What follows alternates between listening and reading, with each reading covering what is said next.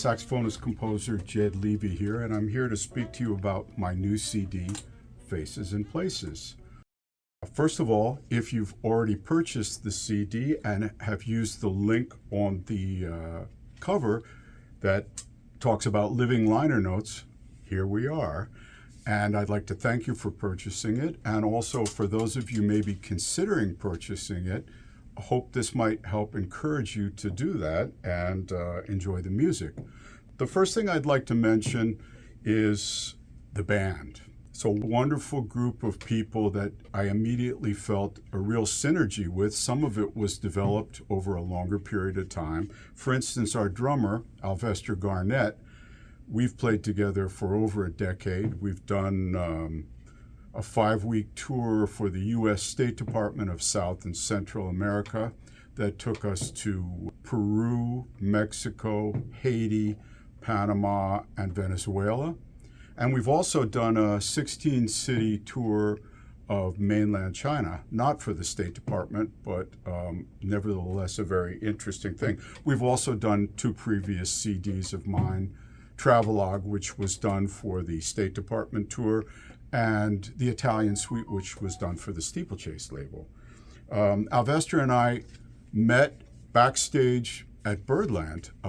He was playing with a band that was just finishing, and I was going on with Chico O'Farrell's band, and we spoke for a while and realized we had a lot of common friends and a lot of common interests in music and also audio equipment. And he came over to play music, and I realized he was exactly the drummer that I'd been looking for due to his comprehensive knowledge of not only jazz, but Brazilian music, Afro-Cuban music, and a lot of the popular music that we both grew up with, as the music I was writing incorporated elements of all of these. The next band member I'd like to speak about is our bassist, Peter Slavov, who originally hails from Bulgaria. His father was a very well-known drummer there and set Peter on the right track, I think, towards playing jazz music. He's another person like Alvester who has played a lot of Afro-Cuban music as well as Brazilian music and shares a common interest in sort of combining those styles as I do, and really fit well for the music that I have been writing. Our pianist is the most recent member of the group, Luis Perdomo, whose playing I've enjoyed for many, many years, but we had never actually had a chance to play up until one night we met at the Django. He was playing with a group going on before my group, and we had a chance to speak, and then I invited him to do a gig with our band, and he played the music so beautifully, and I knew immediately he was the perfect choice for this project. And we did a number of gigs at the Django and at Smalls in New York City, and kind of got the music together in a very organic way. We played the repertoire, tried different things, talked about what we might be able to do. And I realized after a few gigs that there was a synergy that kind of the whole was greater than the sum of the parts, and it was time to do something. So we went into the studio in August, and what you're either about to listen to or have listened to is the product of that. I'd like to talk a little bit about the music on the record. The first tune is called Email, and it comes from just prior to our tour of mainland China was written. It was interesting because I thought it might be the farthest stretch musically for that audience, and yet we found that it was the song that everybody asked about after each concert. So I learned a lot from that, and we started calling it WeChat while we were in China because that's sort of their app that everybody uses to communicate, and we were using it as well. It's a multi-sectional tune with a lot of different feels. And I realized at the beginning, when I was writing it, that the first two notes of the melody, I was at the piano writing it, and I heard an email come into my AOL inbox, and it was the first two notes. And so it got its title like that. And then I realized it kind of fit very well because the different moods represent all the different possibilities that could come in the form of an email. Something good, something bad, something spam-like, something, anything really. So it fit in that regards. The second tune is dedicated, it's called Danza di Barrios, and it's dedicated to the great drummer Steve Barrios, who I had the good fortune to play with Chico Farrell's band. Steve also was part of the Fort Apache band along with Andy and Jerry Gonzalez, and at the time I was in the band, Andy was the bass player. And so my first night on the gig, and it was the first time I had played Afro-Cuban music, I was petrified. And after the first set, Steve came over to me and put his arm around me and said, "You're my tenor player." And he made me feel really comfortable there, as did Chico himself. So I always thanked him for that, and I would listen to the dialogue between him and Andy Gonzalez, the bassist. It was remarkable rhythmically what they would do. So this is dedicated to him. Also, in the studio, I decided to add a few overdubs at the very end, 3 tenors playing. And I told an interviewer that it represented the 3 angels of Fort Apache, Andy and Jerry Gonzalez, as well as Steve. So we hope he enjoys what we dedicated to him. The next tune is called Calcutta, and it is a town about a half an hour outside of Rome that a good friend of mine told me about. He said, "Oh, you should visit while you're there." And I've been fortunate enough to tour Italy many times and perform there. So my wife and I and a friend of ours ventured up there one time, and it's I think it's 12th century there. Beautiful old town on a rise out of a valley. Very small, and there's one little bridge that gets to it. You're about 400 feet up in the air on this rock outcropping from the valley. And it's a magical place. It had become an artist colony, and as well as musicians, sometime in the 70s, because the Italian government had declared it unsafe to live. So of course, all the artists and musicians found it suitable. Later, the Italian government changed their mind on it and said it was okay.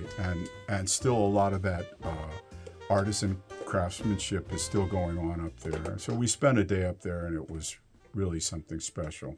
The next tune is called Twiddle Twaddle, and it also has a tie to Rome. Our friend who came with us to Calcutta, it's one of her expressions for chatting. And I guess it comes from her background. She grew up in Australia, and I have a feeling that that is where the expression twiddle twaddle came from. But it represents her bright exuberance about most things, especially music. The next piece is called Coming to Terms, which is the ballad, and a number of people asked what I was coming to terms with, and I said, anything that needs to be dealt with, it's good for.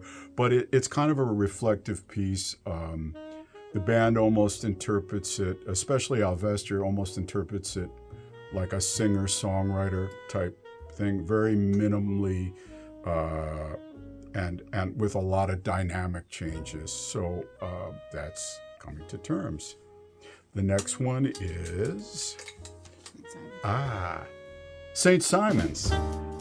This is one of the Georgia Sea Isles, and my family, my wife and daughter, and I decided to get out of the snow in February one winter here. And it was a lovely vacation for about a week out of the snow, and we were actually able to swim there in February. So it was fantastic. It's also apparently one of the last places that the great saxophonist Lucky Thompson resided, as he had family down there. So although the music is not necessarily related to him, we'd like to hopefully dedicate it to him as well. The next piece is called Personable, and this one,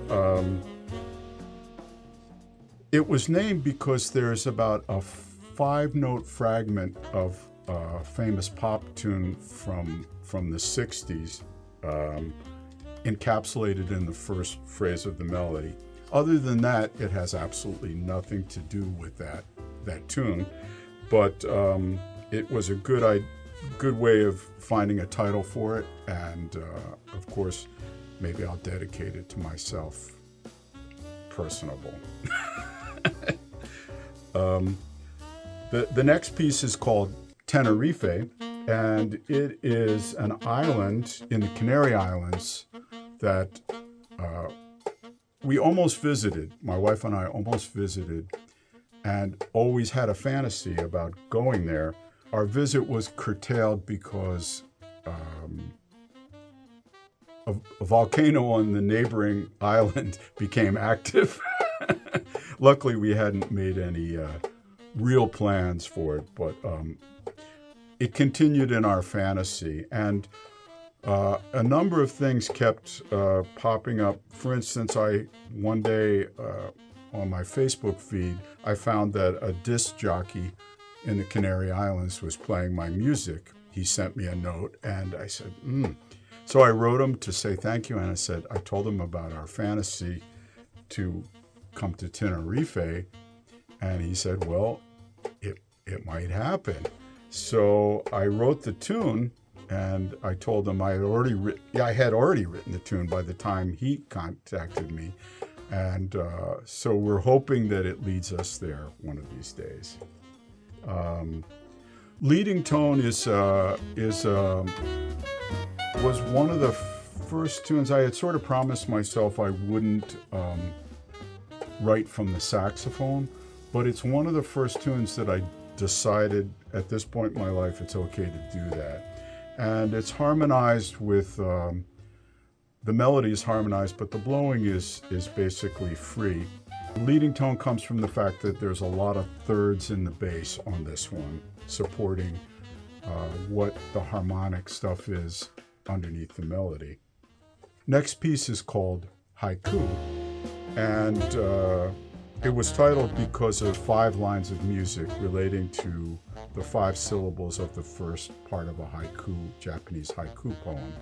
And I sort of tried to use a very spare and minimalist approach to the song, as the poetry is also based on less is more, and the band reacts to it in a way that also suits that.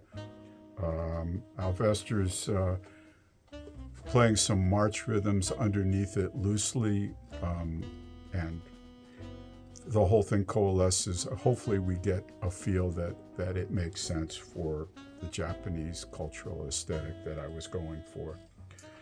The last tune is called Parchito Tenor, and I wrote the piece, and I was thinking about the Brazilian rhythm Parchito Alto, but I wasn't quite sure that's what it was. So as a joke, play on words, I called it Parchito Tenor.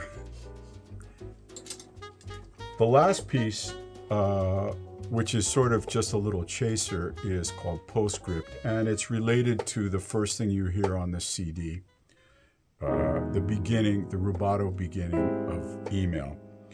And here we play it, introducing sort of each member of the band one at a time, little short chaser of that in a different rhythmic setting. So we do hope you'll enjoy this CD. We all enjoyed making it, and I'm very happy with the results of the music. And we're glad to be able to share this with you. So thank you for your time, and enjoy the music.